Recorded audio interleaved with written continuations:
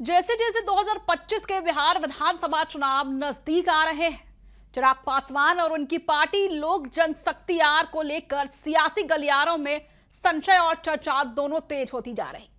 चिराग अब बिहार की राजनीति में एक ऐसे नेता के रूप में उभर रहे हैं जो अक्सर अपनी बयानबाजी और रणनीतियों से कंफ्यूजन की स्थिति पैदा कर देते हैं, खासकर चुनाव के समय। समझ ही नहीं आता है कि चिराग खुद कंफ्यूज है या फिर जनता को करना चाहते हैं। नमस्कार, मैं हूं शालिनी सिंह और आप देख रहे हैं दर्श न्यूज। अगर हम 2020 के विधानसभा चुनाव की बात करें तो उस वक्त चिराग पासवान ने एनडीए से अलग होकर अकेले चुनाव लड़ने का फैसला लिया था। उनका स्पष्ट निशाना जेडीयू और मुख्यमंत्री नीतीश कुमार थे।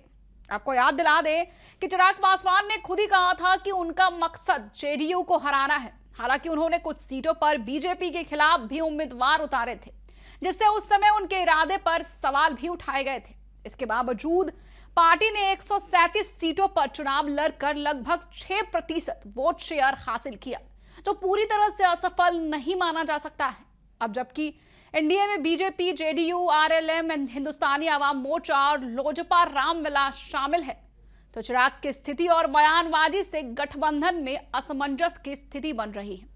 आपको बता दें कि चिराग के बहनोई और पार्टी सांसद अरुण भारती ने हाल ही में एक ट्वीट कर 2020 के चुनाव का जिक्र करते हुए दावा किया कि यदि लोजपा सभी 243 सीटों पर चुनाव लड़ती है तो वह 10% वोट शेयर तक पहुंच सकती है।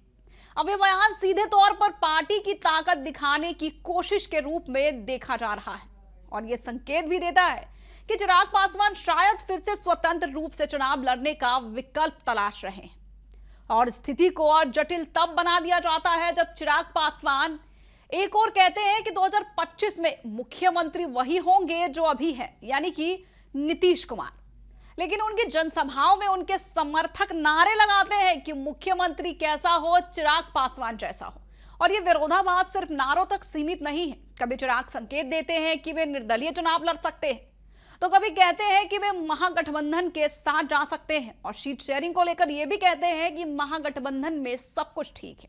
लेकिन इन विरोधाभासी बयानों और समर्थकों की प्रतिक्रियाओं ने सियासी गलियारों में कयासों को हवा दे दी है कि क्या चिराग पासवान एनडीए को सिर्फ दबाव में लेने की कोशिश कर रहे हैं या वाकई में वो बड़ा राजनीतिक दांव खेलने की तैयारी में है। क्या वे खुद को मुख्यमंत्री पद के लिए एक संभावित चेहरा बना रहे हैं या फिर यह सब राजनीति के तहत किया जा रहा भ्रम है। फिलहाल इतना तय है कि चिराग पासवान की अगली चाल बिहार की राजनीति में बड़ा फेरबदल ला सकती है, और यही वजह है कि राजनीतिक विश्लेषक, गठबंधन के दल और मतदाता सभी की निगाहें चिराग पासवान पर टिकी हुई है। और लोग यहां तक कह रहे हैं कि कहीं ऐसा ना हो कि नीतीश कुमार के बाद चिराग पासवान का नाम भी पलटू चाचा के रेस में दर्ज कर दिया जाए।